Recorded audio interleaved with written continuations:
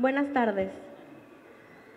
A nombre del Tecnológico de Monterrey, reciban la más cordial bienvenida a la presentación de ¿Qué tanto es tantito?, evento que forma parte del programa cultural de la 28ª Feria Internacional del Libro de Monterrey 2018.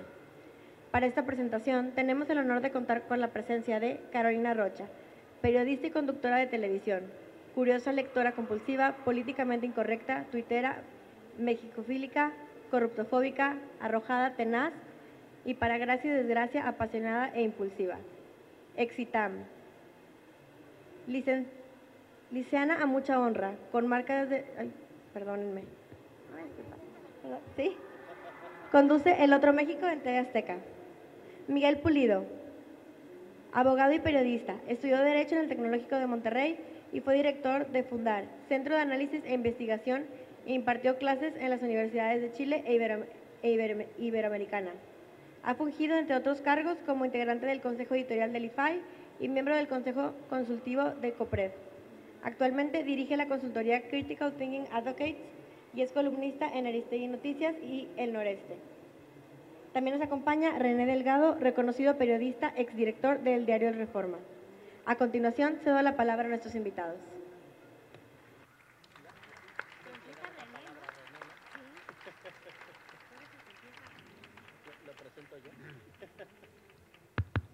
Buenas tardes. No sé si se oye bien, digo, acá nos rebota mucho, ¿sí? Perfecto, qué bueno. Bueno, por el tema y el carácter del libro, antes de hacer la presentación de ¿Qué tanto es tantito? Atlas de la Corrupción 2018, yo quisiera empezar por la parte final del libro, que en el fondo es donde los autores revelan a quienes está dedicado el libro. Dice esta parte del último capítulo: en México, millones de personas todos los días entregan lo mejor de sí, se esfuerzan, pagan sus impuestos, estudian, educan a sus hijos, ayudan a los amigos, quieren y actúan para tener un mejor país. Y es para esas personas está dedicado este libro, para quienes no entran en el juego de las explicaciones a medias de la razón cultural de la corrupción, para quienes están dispuestos a informarse de otras formas sobre lo que sucede en el país, para quienes quieren tener un libro, y este es el anuncio del texto, para quienes quieren tener un libro en su casa que los comprometa con sus hijos a que no sean corruptos. Destaco esta parte final del libro porque en el fondo, tanto Carolina como Miguel, a partir de la forma en que abordan lamentablemente la corrupción en México, podría dar lugar a una idea falsa, a la idea de que ante los bribones que bajo el disfraz de mandatarios, gobernadores, representantes populares o supuestos servidores públicos se dedican a saquear los recursos del país, sea por la vía de la corrupción, o sea por la vía del robo, o sea por la vía del abuso. Y en ese sentido, al término de la lectura del libro, el lector podría morir de risa o podría morir de vergüenza. Pero por eso la importancia de destacar que la corrupción sí tiene remedio y desde luego hay que abatir sus consecuencias. Me parece que erradicarla o al menos disminuirla exigen, como dice el propio Miguel y Carolina, exige una sociedad menos resiliente y menos silente, aquella que denuncie a aquel que toma lo que no le pertenece. ¿Qué tanto es tantito? Me parece que es un libro novedoso, tanto en su concepto editorial como en su propio diseño gráfico. El texto plantea con desenfado y verdaderamente con mucho desenfado, pero no con ligereza, la actuación de los protagonistas que desfilan en sus hojas. Personajes públicos y ricos con ínfulas de aparente sencillez en el ejercicio de su verdadero oficio. Y ese verdadero oficio es el de lavar y planchar. Pero, desde luego, lavar dinero ajeno y planchar conductas inaceptables. En ese sentido son muy puntillosos, siempre revisan que no se quede nada en los bolsillos, siempre toman todo.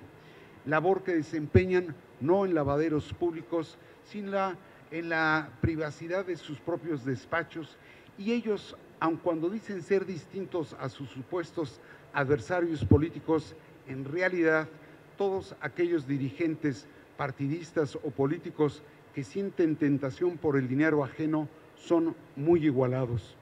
Son muy igualados, aunque digan que tienen una ideología distinta, pero igualados por lo descarado e igualados por lo semejante. Tras el desenfado y el picor con que Carolina y Miguel exponen la galería de truanes, porque eso es lo que son, que deshonran el cargo o la función pública, convirtiéndolo en la beta de su riqueza, en mala vida, hay, y lo digo con reconocimiento, por eso digo que hay desenfado, pero también hay una profunda investigación hemerográfica, histórica y documental que a veces resulta incluso humorística. Una investigación que, tratándose de un atlas, arma el mapa geográfico y el mapa político del robo y lo presenta con una escritura sencilla, bien sazonada, que es capaz de provocar un ataque de rabia o bien nos termina por arrebatar una sonrisa. A esa virtud se agrega otra. Está acompañada de pertinentes viñetas, ilustraciones y caricaturas que aligeran la lectura y despiertan el asombro. Esto es importante.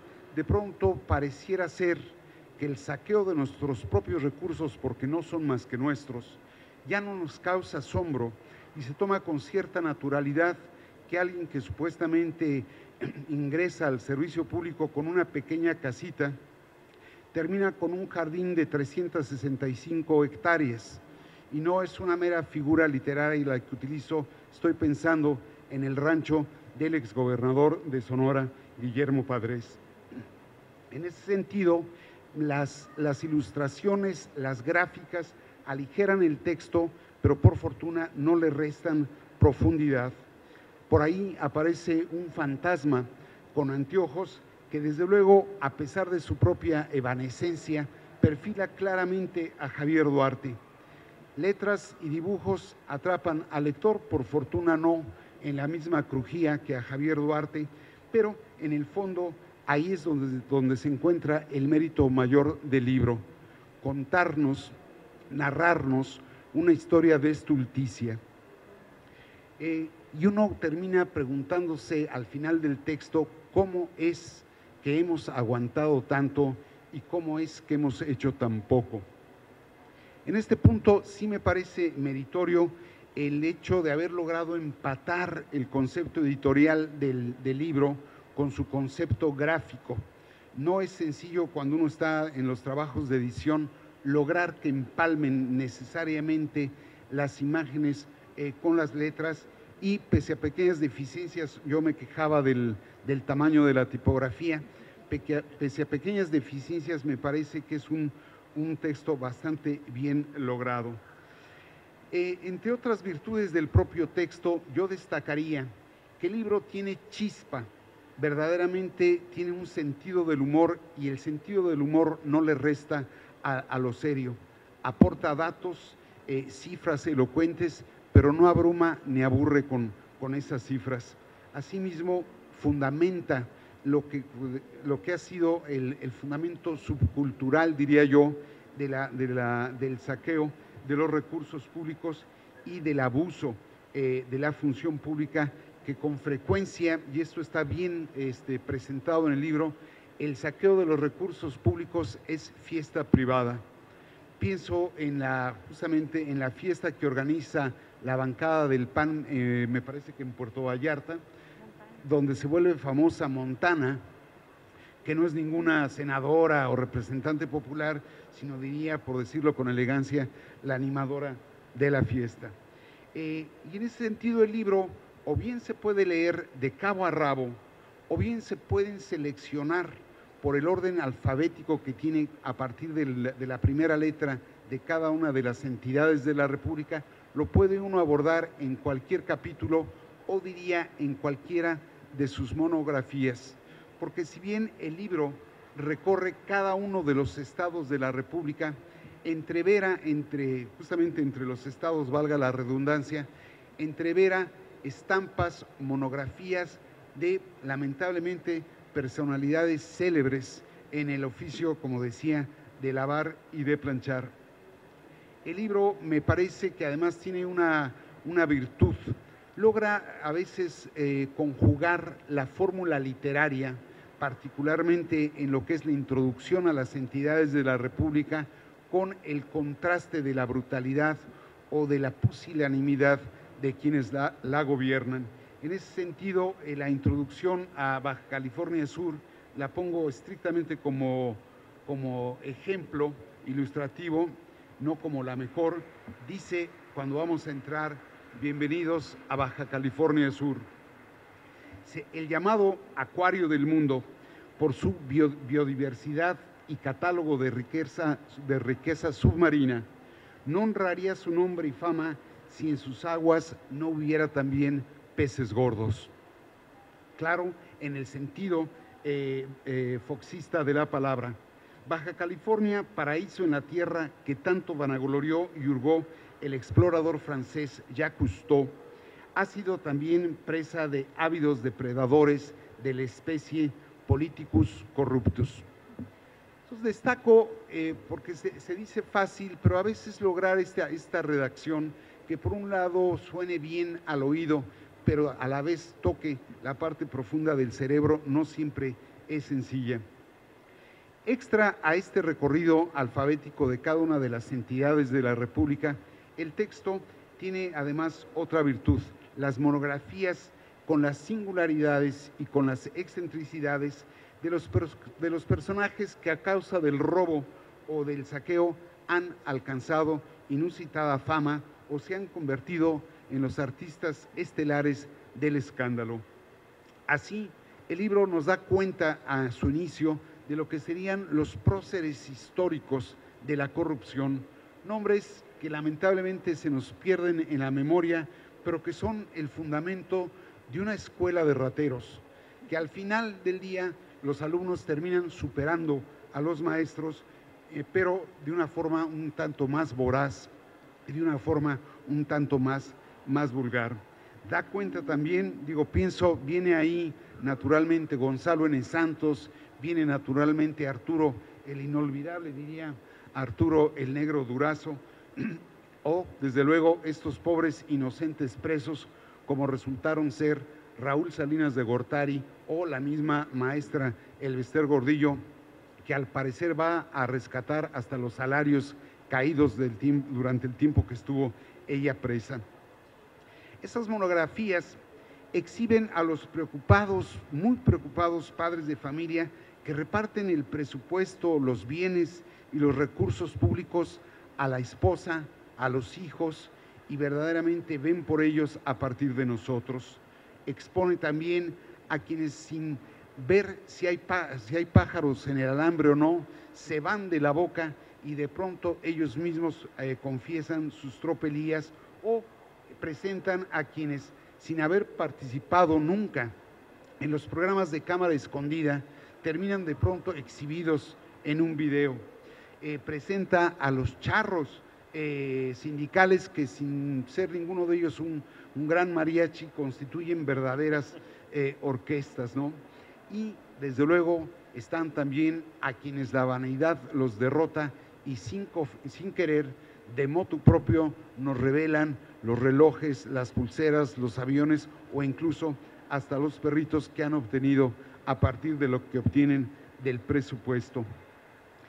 Hay en esta galería de malvados, desde luego, estos políticos que verdaderamente tienen un enorme talento para convertirse en desarrolladores inmobiliarios. Se apropian de terrenos públicos o privados, ahí no hay mucha diferencia, porque para eso está también desde luego el chantaje o la extorsión, y terminan desarrollando verdaderos emporios, a veces adentro del país, a veces fuera del país. Tienen por ahí el ejemplo de una aeromoza que tiene su departamento en Miami. Y desde luego también están los gobernadores de brazos caídos, pero de manos y uñas largas. Está la galería de todos estos gobernadores que de pronto no entendemos de dónde viene el sobrenombre. Está el gobernador al que llaman el Chueco, está el gobernador al que se le conoce como banquero, está el gobernador que según su amigo es el gobernador precioso, está desde luego el oaxaqueño que fue reconocido como el gobernador Bam Bam. Desde luego están estos alcaldes que con mucha honestidad nos dicen que sí roban, pero poquito, ¿no? O bien los alcaldes que sin decirlo roban también mucho. Y desde luego está esta suerte de dinastía creciente que se está dando en el país, donde rindiendo honores a la importancia de que la familia es lo primero, le heredan el cargo a la esposa o al hijo o al hermano. Bueno, aquí tienen ustedes a los vecinos de la dinastía Moreira. Por las páginas del libro desfila también la fauna nociva de la honestidad e incluso llegan a presentarse estas obras o incluso monumentos que sin querer terminan rindiendo honores a lo contrario de lo que pretendían. Está la estela de luz, que en realidad es la estela de la oscuridad, que en el fondo viene siendo la estela de la corrupción del gobierno de Felipe Calderón. Está la línea dorada del metro, que en el fondo viene siendo la línea robada del metro, o está el socavón del Paso Express de Cuernavaca, que es el agujero por donde se terminó yendo la actual administración. En ese sentido, el libro me parece que se goza en la lectura, y no solo en la lectura, sino también a la vista. Desde luego traen en estas monografías un álbum de estampitas que a la Interpol las conocen como fichas rojas, ¿no? Concluyo yo mi participación, desde luego dejando el foro que es el foro de los autores, sin dejar de resaltar dos cuestiones. La primera, el ingenioso compendio de frases, refranes, los cuadros de horror, la numeralia y los mandamientos de la corrupción que incluye el libro. Y la segunda, quiero naturalmente citar, porque también tiene un capítulo sobre los políticos milagreros, no abundo más en ese capítulo, solo les leo la referencia al milagro llevado a cabo por este hombre exgobernador de Chihuahua, que lamentablemente no está aquí con nosotros porque anda en fuga, pero que presentan ellos como César Banduarte. Estas serían sus características. No hay asaltante de banco o carterista que no bese esta imagen antes de emprender un golpe. Él es el más escurridizo de los santos, es prófugo hospedado en el purgatorio. Su lugar de residencia es el Paso, pero sus milagros no son de pasos, sino de pesos. Aquel que busca préstamo se encomienda al César. Su lema es: al César lo que es del pueblo y a Dios que ya me voy. Les agradezco mucho su atención, pero sobre todo le agradezco a Carolina Rocha y a Miguel Pulido el haber escrito este libro, y desde luego los dejo a ellos con ustedes. Muchísimas gracias.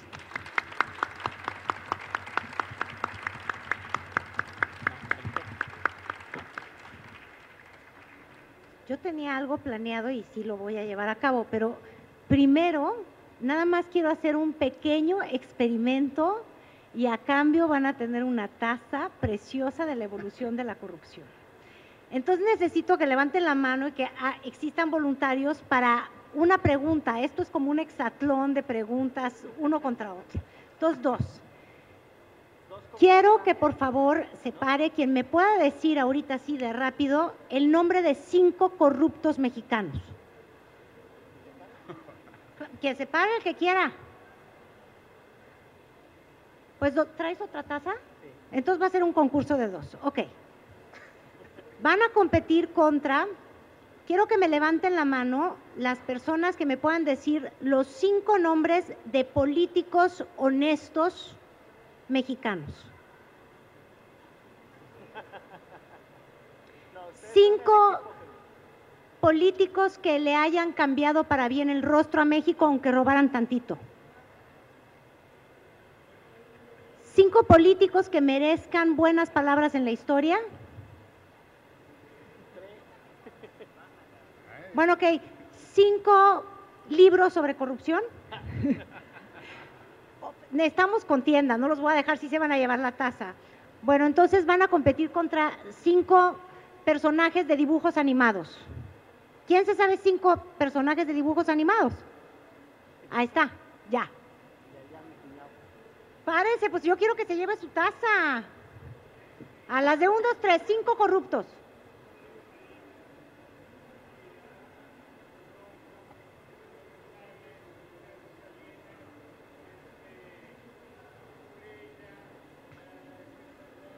A contrarreloj ya ven 7. 5 dibujos animados, si lo vence a contrarreloj.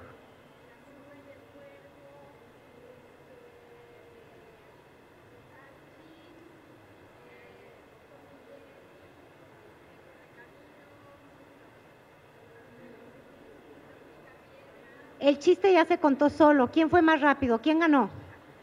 ¿Quién ganó? Ahí está. ¿Tus 5 corruptos? Ay, Mancera. ¿Le pusimos algo en el libro? Sí. Sandoval de Nayarit. El Sasa. Es el Sasa.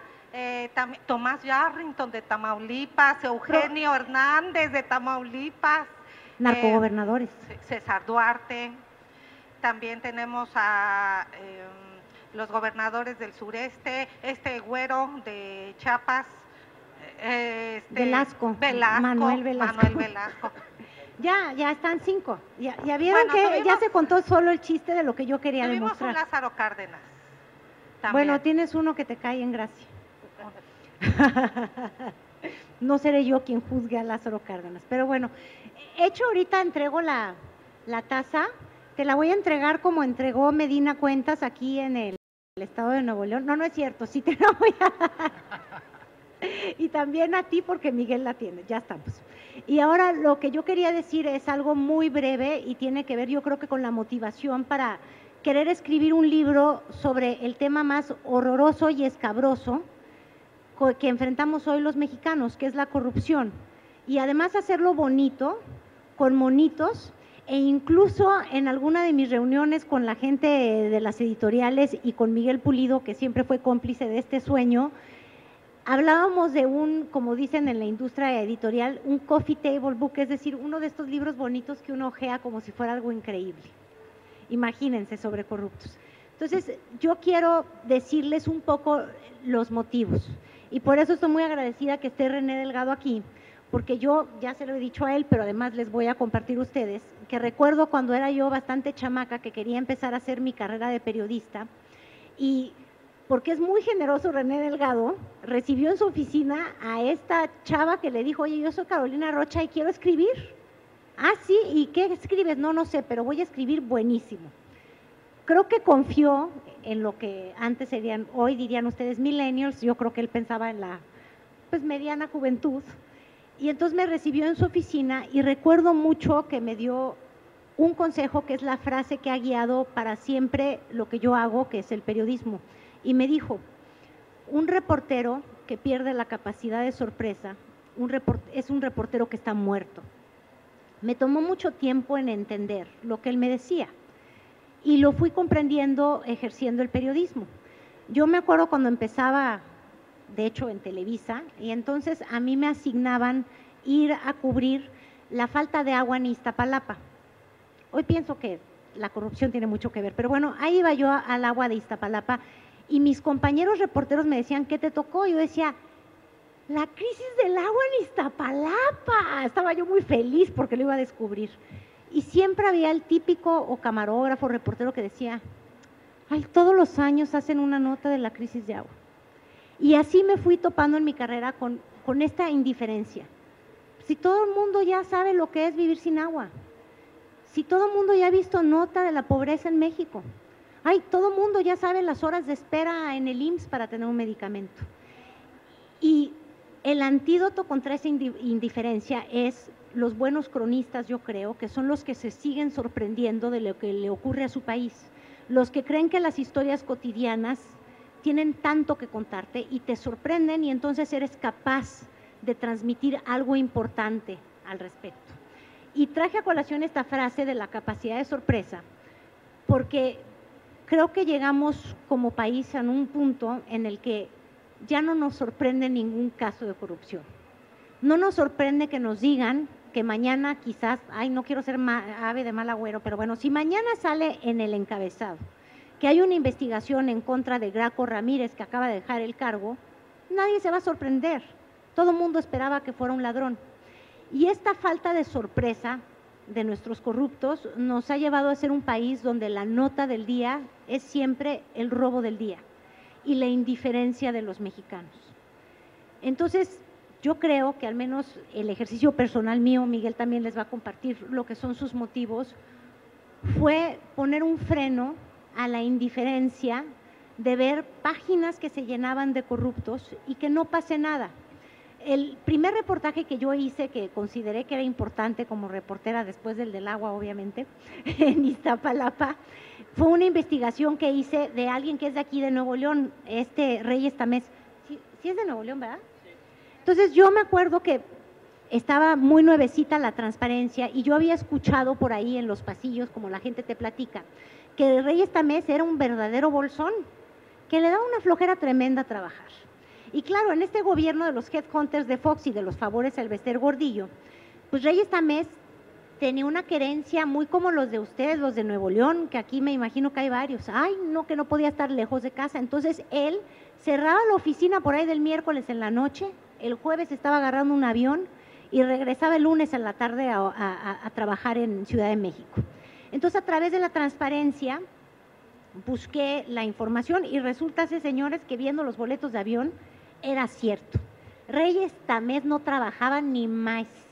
O sea, trabajaba 3 días y medio a la semana, era un verdadero flojo, pero además tenía una agencia de viajes que le daba boletos a la friolera de 300,000 pesos. Les estoy hablando hace 12 años. Yo siempre supuse que es que alguien viajaba con él o que él quería 2 asientos porque no cabía, no sé, nunca lo he podido comprobar. Pero el asunto es que cuando yo estuve escribiendo ese reportaje, no les voy a mentir, me temblaba el cuerpo. La noche de antes, que yo sabía que iba a salir tanto en el 40, donde salió finalmente esa investigación, y en el Universal, no descansé toda la noche. Yo sentía que el mundo iba a cambiar. Cuando vi las 8 columnas del secretario Premier y empecé a ver que todo mundo le decía al secretario Premier, el trotamundos, la oscuridad de la casa y el faro del mundo, no sé qué tantas cosas le dijeron, dije, no manches, wow, hice una investigación y se va a caer. Les quiero decir que de Reyes Tamés a la fecha no ha existido un reportaje, por más emoción que me cause a mí, donde yo haya visto que un funcionario se caiga, porque como país no solamente nos llenamos de indiferencia a los corruptos, sino que de impunidad y de políticos muy cínicos. Entonces yo creo que este libro, al menos lo que intenta es darle estado por estado cara a nuestros ladrones personales en cada estado, según el estado en el que nosotros estemos, saber que tienen nombre y apellido, que ahí está el que se robó la línea dorada del metro y se llama Marcelo Ebrard, que ahí está el delegado de la Ciudad de México, perdón por andar en el chilanguismo, pero me pongo nerviosa y se me olvida. ¿Quién delegacho te gusta?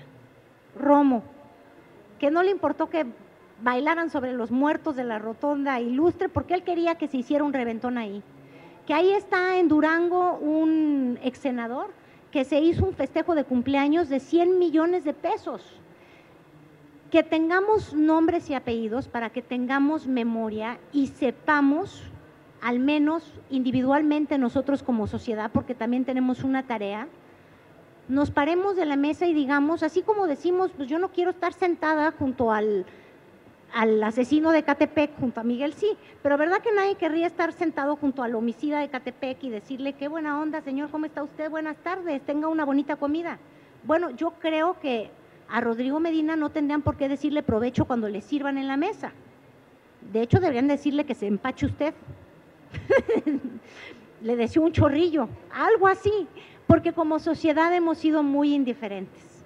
Entonces, básicamente, eso es lo que yo creo que es este Atlas de la corrupción, que es una forma de recuperar las historias que han invadido a la prensa nacional día tras día durante 365 multiplicado por 18, quien pueda decírmelo ahorita en acordeón que lo calcule, durante todos esos días lo hemos tolerado y obviamente desde antes. Nosotros quisimos hacer hasta una especie de galería de los próceres que nos dieron en la matria, es decir, los que enseñaron a robar y que además fueron perfeccionando la técnica. Quisimos usar el humor, porque yo soy una convencida que para verte en el espejo y para poderte juzgar, en ocasiones necesitas de resistencia, y la resistencia solo te la puede dar reírte un poco de ti mismo, sino cómo te ves y cómo vuelves a tratar de comenzar. Y también porque creo que la corrupción no es ni genética ni un destino de nosotros los mexicanos.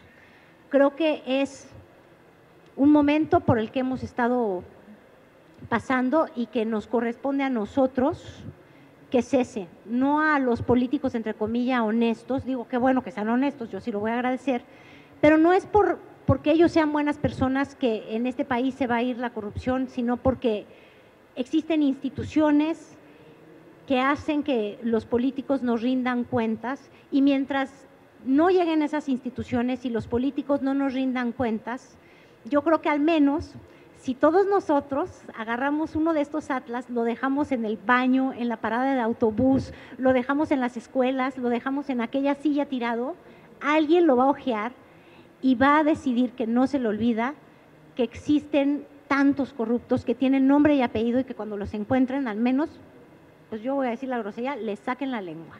Punto. Ya.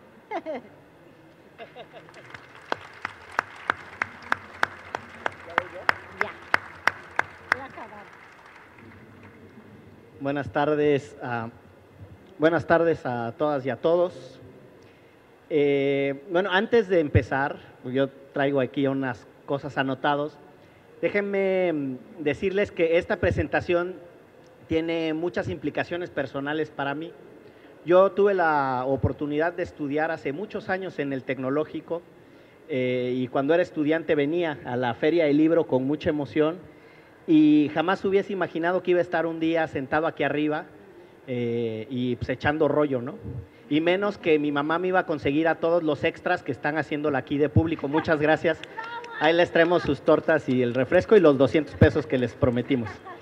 Pero la otra cosa es que coincidentemente están aquí mi familia, mi hermana vive aquí, ahí está mi hermana, mi cuñado y mi sobrino, que hoy cumple años. Está un aplauso para el que cumple años. Entonces, es una feliz coincidencia.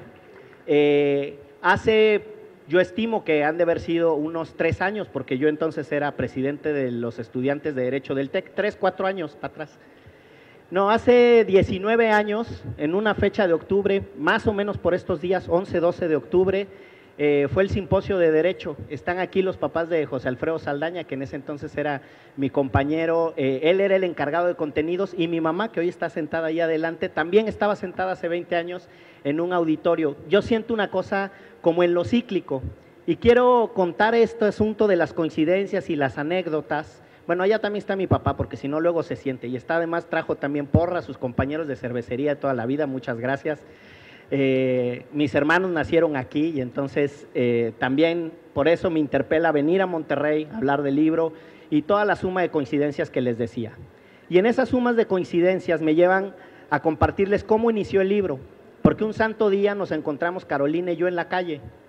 Y entonces Caro, que es el torbellino de energía que ustedes pueden ver y con esa naturalidad y esa espontaneidad que la distingue, me dijo: Pulido, qué bueno que te veo, vamos a escribir un libro de corrupción. Y yo dije: ah, chingada, sí, ya de plano así.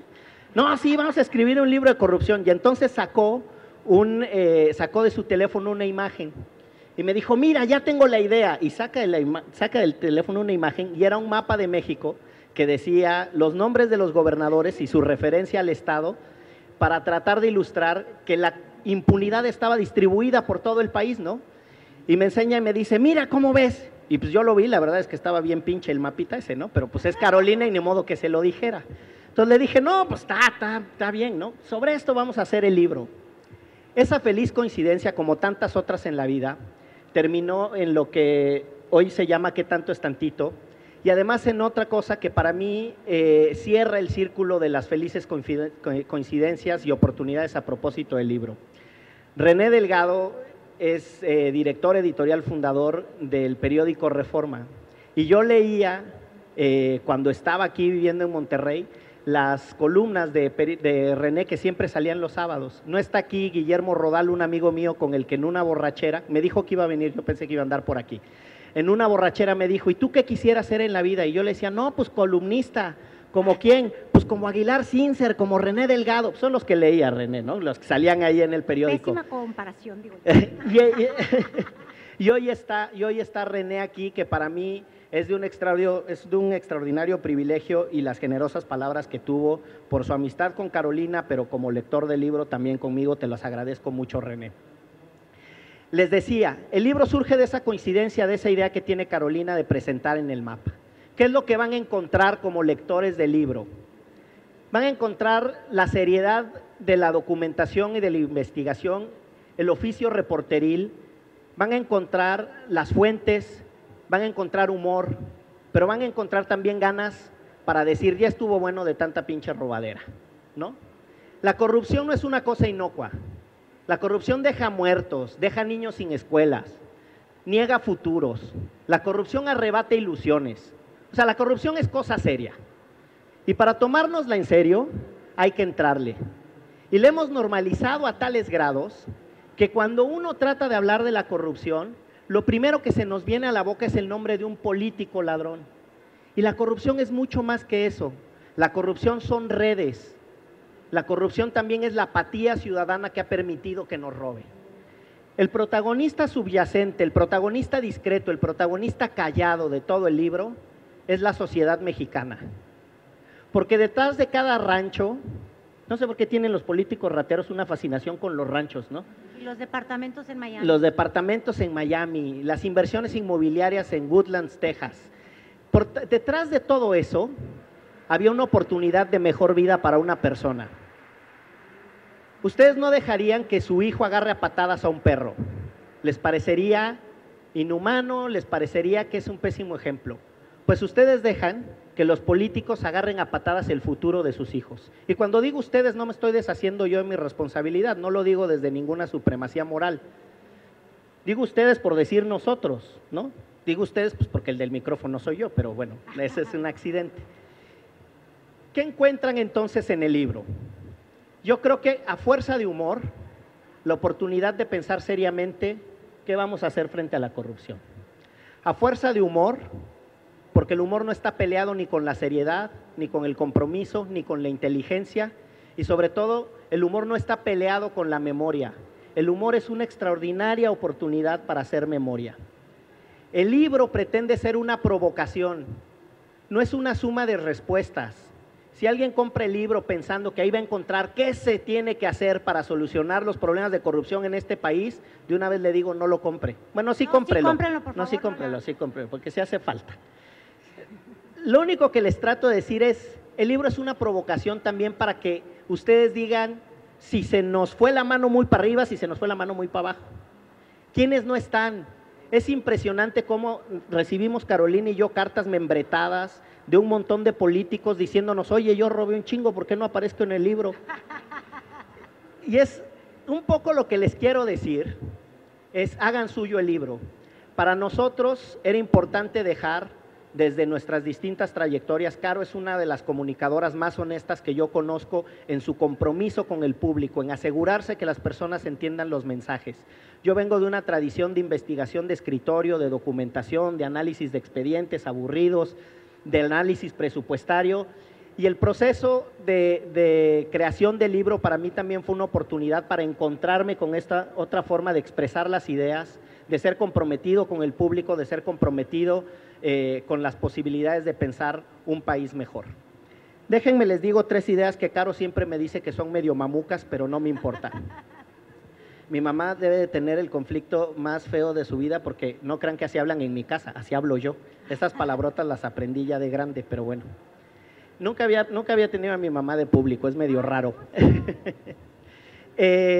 Miren, la corrupción es absolutamente… ¿Quién de aquí me podría decir qué es la corrupción? ¿Quién tiene una idea, la que sea, de lo que es la corrupción? Ay, ¿a poco nadie tiene una idea? Nos quejamos diario, Cuando hablamos ¿sabes? de la corrupción, ¿qué piensan? La corrupción y se les figura en la cabeza una bicicleta. Pues no. O la corrupción y se les aparece un pastel. Alce la mano quien cuando oye la corrupción piensa en algo. Corrupción es descomposición, buenísimo. Allá atrás, corrupción, Aquí impunidad, de verde, corrupción, robo, corrupción, El némesis de la democracia. exactamente, lo opuesto a la democracia y su peor enemigo, corrupción, En la transgresión de las leyes en beneficio propio. exactamente, corrupción, saqueo. Pues bueno, todo eso es corrupción. Absolutamente todo eso es corrupción. Entonces, lo que les voy a decir, y cuando hablo de corrupción no pretendo transmitirles una idea innovadora, ni, ay, este ya nos va a traer la verdad, no. Les voy a decir qué 3 cosas pienso yo de la corrupción que salen del proceso del libro. La corrupción también es un discurso ideológico. Y cuando me refiero a un discurso ideológico, me refiero a esas cosas que dan una explicación de la realidad, pero que la distorsionan. Esos son los discursos ideológicos. Pero esa explicación de la realidad distorsionada la aceptamos porque suena que sí, ¿no? Nos suena que sí, es aceptable. Déjenme les digo a qué me refiero de manera concreta. En este país nos han hecho creer que porque todos hemos participado en un acto de corrupción, nadie se puede quejar de la corrupción. Y la corrupción de una señora que le da 100 pesos a un médico para saltar la consulta, para llegar más pronto, porque su hija está enfermo, y la corrupción del presidente de la República que recibe la casa de un contratista del gobierno no es la misma. A eso me refiero que es un discurso ideológico, porque en la idea de que todos alguna vez hemos participado de un acto de corrupción, nos desmovilizamos para combatirla. Y hay una gran corrupción estructurada que saquea este país. Y así como en el fútbol no es lo mismo meter la mano a mitad de cancha que meter la mano en el área chica, porque en una te pitan penalti y en la otra no, así tampoco es lo mismo la corrupción del que le da 100 pesos a un tránsito para pasarse o por haberse pasado un rojo, del que se roba el dinero de los medicamentos. Hasta entre los perros hay razas, las cosas son distintas. Y tenemos que hacernos cargo que nosotros hayamos infringido esas pequeñas normas operan en nuestra contra. Porque esos pequeños triunfadores falsos de la corrupción, esas pequeñas audacias que alguna vez tuvimos porque le ganamos al sistema y nos lo saltamos por fuera, terminan siendo la justificación y el pretexto del saqueo. Somos cómplices por omisión. Es como en los regímenes de opresión, cuando alguien colaboraba con el opresor. Y entonces por colaborar por el opresor ya no podía decir nada, ya no podían decir nada los que colaboraban en el apartheid en África. Los negros que colaboraron con los blancos que los oprimían se sentían culpables y entonces si caía el apartheid ellos iban a ir a la cárcel y participaban del propio régimen que los fregaba. Así somos nosotros con la corrupción. Los pequeñitos actos de corrupción nos hacen partícipes de una maquinaria que no nos da ningún tipo de triunfo, ¿no? Entonces la corrupción es un discurso ideológico, la corrupción es un régimen de opresión y la corrupción es una cosa, esa es la tercera que les quería decir, que nos destruye. Muchas gracias por estar aquí, muchas gracias porque todos van a comprar el libro, ¿verdad? Y antes de terminar, ¿me prestas tu libro, René? Quiero hacer un pequeño concurso. Y luego leemos un santo. Luego leemos un santo. No lo vas a rifar. No. Están aquí los billetes que te puse para las bonitas palabras. Pero acuérdate que ya dimos, ya vamos 2 tazas abajo y yo nada más traigo una, ¿eh? Sí, no, yo traigo otras 2. Ah, ok. Ahí les va. Le decían, alce la mano el que se sepa la respuesta. Le decían Mr. 10% o el hermano incómodo. No, pero no digan porque pues, si no, a ver. Alcen la mano y después les decimos quién se la va a poder ganar. Así es la mecánica. Va de nuevo. Nació en 1900, fue líder sindical de los lecheros y usaba unas gafas de pasta. Mira, Señora, ¿perdón? Fidel Velázquez. Se ganó usted su taza, muy bien. Bravo. Oigan, por descreme, ¿vieron cómo lo hicimos? Habían muchos compitiendo por una descreme, puso la más difícil. Ahí le va. Su gabinete se hizo una extensión de su familia y terminó incluyendo a su hijo José Ramón López Portillo. Ahí sí venían estudiadas, ¿verdad? Muy bien, ya se me acabaron las tazas. Déjenme hacer otro ejercicio muy sencillito. Quienes crean que la corrupción nos afecta, den un aplauso. Un aplauso, un aplauso. Quienes crean que la corrupción nos afecta, den un aplauso. 1. Quienes crean que la corrupción se puede acabar, den 2 aplausos. ¿Ya ven? Es más fácil que se acabe a que no.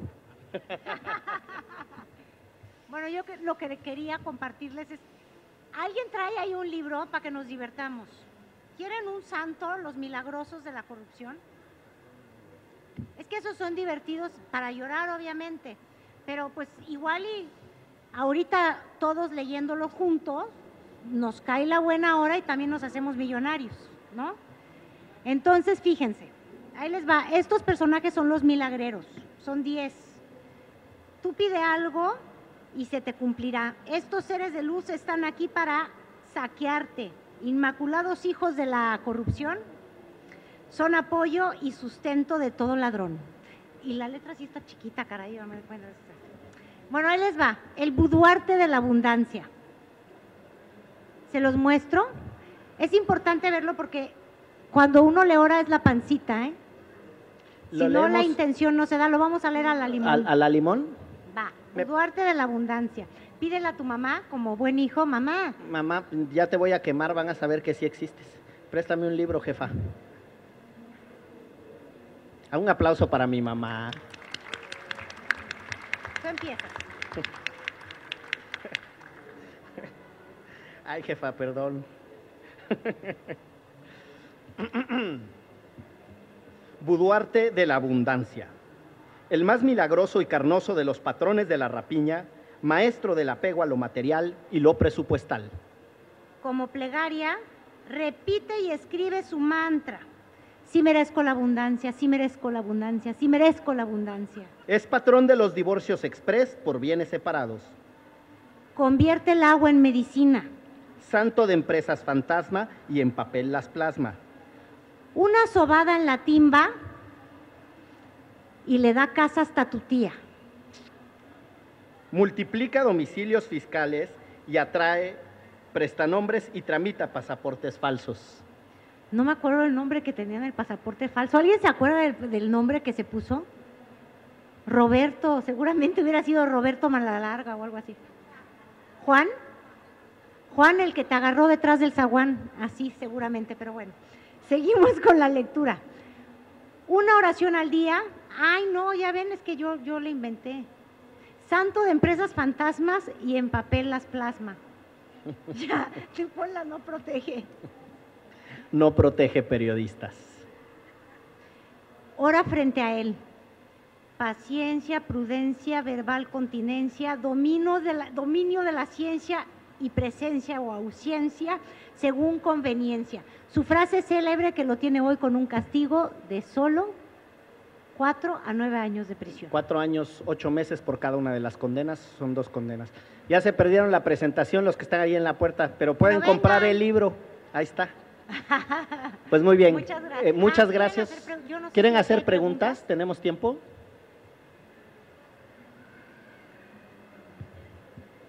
Que sí, que 10 minutos y los administren como la abundancia del país. Ahí hay una y dos. Allá y dos. No es grosería, pero sí pueden ser cortitas para que pueda fluir. Bien cortita. Primero una felicitación porque me parece que el tema de la corrupción es un tema que nos interesa a todos. ¿Por qué nos interesa a todos? Porque es una de las grandes metas de campaña del próximo gobierno, acabar con la corrupción. Y primero quiero decirles que veo el programa de tercer grado porque está el licenciado René, que me parece que es un excelente comentarista. Y luego quiero recordarles que tratar este tema con humor es algo importante, porque los argentinos cuando hay una tragedia ¿qué hacen? Un tango, ¿verdad? ¿Y los mexicanos qué hacemos? Un chascarrillo cuando hay una tragedia. Entonces, tratar este tema desde ese punto de vista creo que es importante, pero también tratarlo desde el punto de vista serio, porque no se trata nada más de hacer escarnio o burla o bien chistes de los hechos de los corruptos, sino te trata también de reflexionar de cómo parar este proceso. Y esto es bien importante, y entonces yo les pregunto a ustedes, a los tres, y me interesa mucho la opinión de Miguel, porque él mencionó algo muy importante, ¿no? Que es la familia, y lo felicito porque reconocer que la familia está presente es algo sumamente importante, y reconocer el humor también de la autora del libro, pues es algo importante. Pero algo que va a la pregunta para los tres es lo siguiente: recuerden que el tema fundamental por el que votaron o votamos 30 millones de mexicanos es porque se requiere acabar el sistema de corrupción actual. Ese es un tema muy importante. Entonces, la pregunta es la siguiente: ¿qué opinan ustedes ahora de esa propuesta que hay en el gabinete que se llama perdón y olvido, que se contrapone contra la propuesta inicial de campaña? Esto me interesa mucho, y también algo importante que ustedes seguramente lo tratan ahí, aunque no lo escuché, que es el Sistema Nacional Anticorrupción. ¿Cómo hacerlo realidad y que realmente prospere? Porque una cosa es, como ustedes saben, hay un problema y entonces se crea una comisión o se crea una fiscalía, y al cabo de 3 o 4 años nos dicen, bueno, no se ha cumplido, no se ha resuelto, pero vamos a crear un sistema ahora nuevo, anticorrupción. Me gustaría mucho escuchar la opinión de ustedes, cuáles serían esas acciones que lleven a cabo, cómo acabarla, y también cómo debe participar la sociedad civil, porque no se trata nada más del gobierno.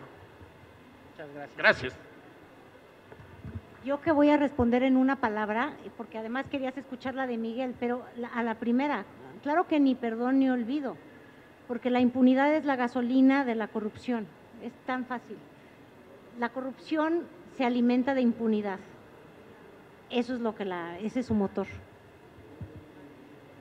No, yo sobre la idea de perdón y olvido, yo diría lo que se responde en otras partes del mundo, que es, frente a la petición de perdón y olvido, decimos verdad y justicia, ¿no? Lo que necesitamos es investigación, saber qué pasó. Yo creo que la idea de que no se vale hacer de la corrupción lo que ha sido tradicionalmente como la fuente de la cacería de brujas, es decir, agarrarse al que sea hacia atrás solo para mandar un mensaje de politiquería de que la cosa cambió, eso me parece una buena idea, que alguien se comprometa que no va a ser la típica persecución mezquina e inventada hacia atrás, pero de ahí a que tengamos que quedarnos sin memoria, yo eso no lo comparto. Para mí es un tema bastante complicado. Por un lado, el hecho de voltear atrás, pedir castigo, pedir justicia, puede detenernos, entramparnos en el pasado. Hay políticas que se llaman de punto cero, donde a partir de una cierta fecha para atrás ya no se voltea a ver, en el propósito de poderse volcar sobre el futuro. Entonces, en tan poco tiempo decir, bueno, estoy en contra o estoy a favor, o justicia y no perdón, memoria y no olvido, no es fácil. Yo sí hay veces que creo que uno tiene que cerrar el capítulo, aun cuando uno quede insatisfecho, con el propósito de poder escribir el siguiente capítulo. Entonces es un tema bastante complejo que creo que no da el tiempo para profundizar más en él.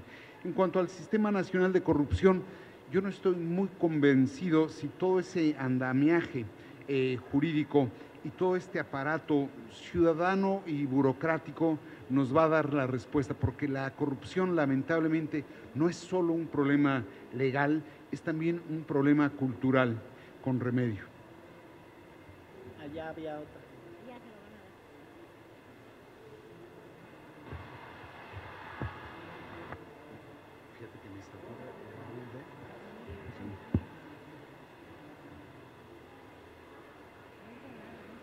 Bueno, Bueno, primero quiero felicitarlos porque me pareció muy interesante la plática. Yo caí aquí de manera aleatoria, o sea, soy sincero en eso.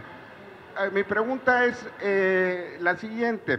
Yo creo que la corrupción es algo mucho más profundo, mucho más complejo. Es decir, porque cuando ustedes ahí en la mesa preguntaban que le dijésemos 5 nombres de corruptos, todo se hacía referencia únicamente a los políticos. Lo mismo se mencionaba a los exgobernadores de Tamaulipas que a los Duartes, el de Veracruz y el de Chihuahua. Pero yo creo que la corrupción es algo complicado, que requiere mucho estudio y análisis, investigación, diría yo, creo yo, y es mi pregunta, porque, por ejemplo, cuando se habla del nuevo aeropuerto internacional de la Ciudad de México, hay gente que está denunciando que hay corrupción detrás de eso. O cuando se habla de la reforma energética, bueno, yo creo que también hay intereses muy soterrados que no quieren que se haga público. Es decir, por ejemplo,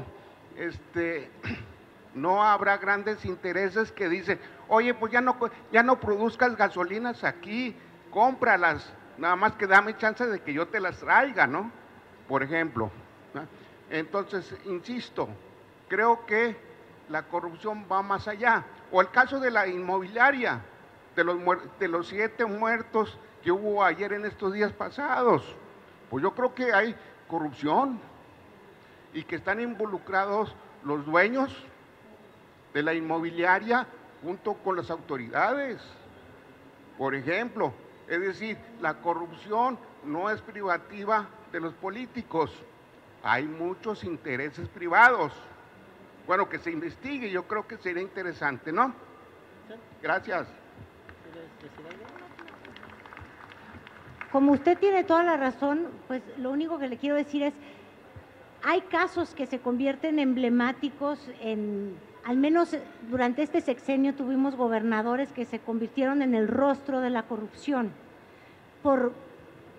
porque le salían las casas, porque le salían los ranchos, por la indolencia, porque estaban prófugos, porque los detuvieron en Italia, etcétera. Pero usted tiene razón y en el libro intentamos abordar, gracias a estos ejemplos, los usos y abusos del poder en México.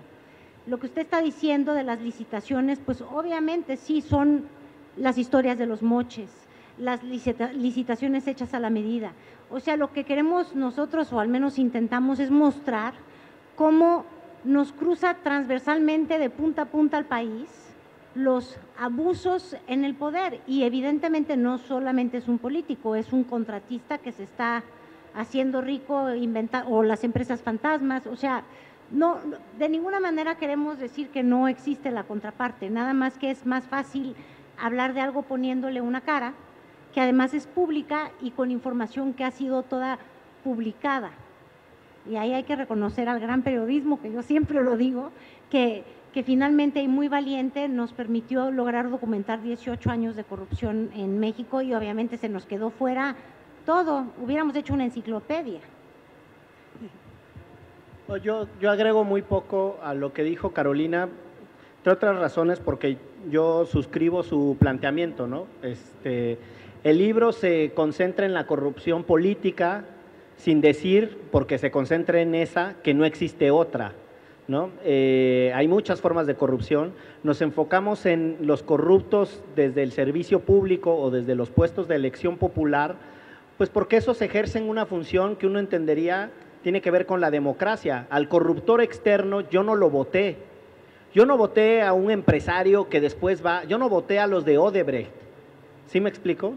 Entonces, no es que neguemos el poder corruptor de Odebrecht, que es a lo que usted se refiere, ni, vamos, para decirlo en palabras de los que estudian esto, ¿no? La captura del Estado, los poderes económicos que desde fuera capturan el Estado. Pues sí, existen.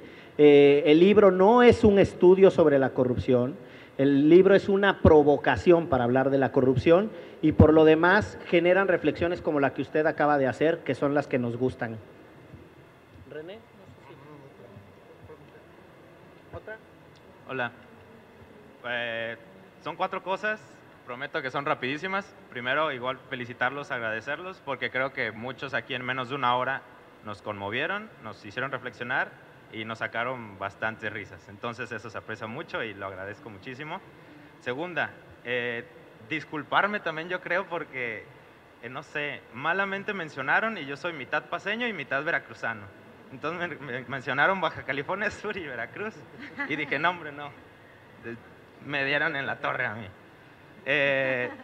Tercera, que ahí viene la pregunta, o bueno, la introducción a la pregunta.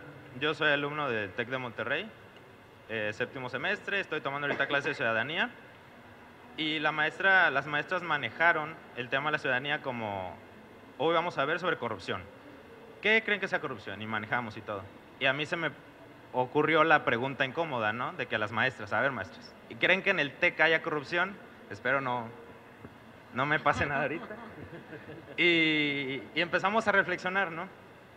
Y ya para introducirla al cuarto punto, que es mi pregunta, es yo como estudiante, yo sé qué quiero hacer, yo tengo ideas de lo que quiero hacer, pero me interesa mucho su opinión, la de ustedes, y claro también si las de ustedes quieren decírmelas. Como estudiante de la universidad que sea, yo tengo 21 años, me interesa el tema de la corrupción, me interesa aún más el tema de la anticorrupción. ¿Cuáles son las propuestas de valor? ¿Qué ustedes dicen que puede hacer un chavo? Yo tengo ideas entre abrir un canal de YouTube, empezar a gritar en medio del TEC, empezar a juntarme, volverme rebelde. Tengo mil y una ideas. He hecho unas que otras, pero sin embargo, he visto que solo con el ejemplo de yo intentar ser buen alumno, buen ciudadano, a veces no es suficiente. Quiero yo dar a conocer mis ideas, mis opiniones, saber si demás gente está de acuerdo con ellas, e intentar ahora sí que, desde mi trinchera, pues no sé, poco a poco, mucho, un cambio, ¿no? Porque creo que la corrupción sí es algo que nos toca a todos. Y desde hace 10 años, desde hace 21 años que nací con corrupción, veo corrupción, estoy hasta la matria de la corrupción. Entonces, me interesa conocer esa opinión suya. Gracias. Pues, y es muy optimista. Yo nada más, si eres Víctor, ¿verdad que sí? Miguel, yo te hacía Víctor. Bueno, yo lo que te quiero decir es que todas las posibilidades que estás diciendo a mí me parecen fenomenales, porque en el fondo lo que creo es que tienen que llegar los de 21 años como tú y nos tienen que decir al resto, a los más grandes, que están hasta la matria de la corrupción y empezar a generar un castigo real, social, un rechazo social al corrupto. En México, por algún motivo, hay una cultura, y no estoy hablando en los términos de Peña Nieto, en que sí alardeamos un poco la onda de hacer la tranza, el que no tranza no avanza. Yo de chiquita presumía mi acordeón, el más fregón, y tenía una liga y me sentía la gran cosa, y tenía aplausos y admiración de mis compañeras. Si había un niño en la escuela que acusaba al copión, ese se convertía en un soplón, rechazar, una cosa espantosa, pobre. Esa es la cultura que hoy tenemos que terminar en México. Es decir, si el día de hoy hubo un cambio generacional en que la gente no quiere lastimar a los animales, en que hay respeto al medio ambiente, todo tuvo que ser gracias a una campaña que empezaba con ciérrale a Amanda al agua, ¿no?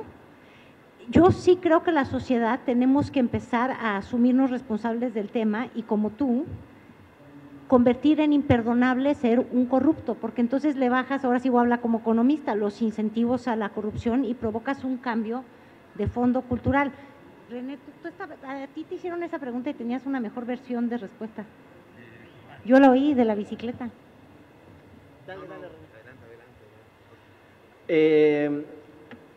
Miren, el hecho de que hoy este grupo de personas estén aquí, más allá de las afinidades emocionales y afectivas de algunas personas que están en el público, pero lo digo genuinamente, el hecho de que este grupo de personas esté aquí, escuchando estos temas, me hace pensar que hay un cambio que viene. Carolina explica siempre el tema de cómo el maltrato animal en las nuevas generaciones es algo no permitido, cuando en mi generación y de ahí para arriba ni se diga, ¿no? Pensemos en, alguien podrá estar no de acuerdo, no quiero abrir un debate sobre eso, pero alguien podría decir, no, las cosas no cambian. La tauromaquia se empieza a prohibir en este país. Insisto, no quiero abrir un debate sobre si es buena o no, pero hay un grupo de personas que hoy considera que eso es inadecuado. Es lo mismo. O sea, lo que quiero decir es, las sociedades se mueven, los valores se reajustan, y la intervención que tú acabas de hacer tiene mucho que ver con eso.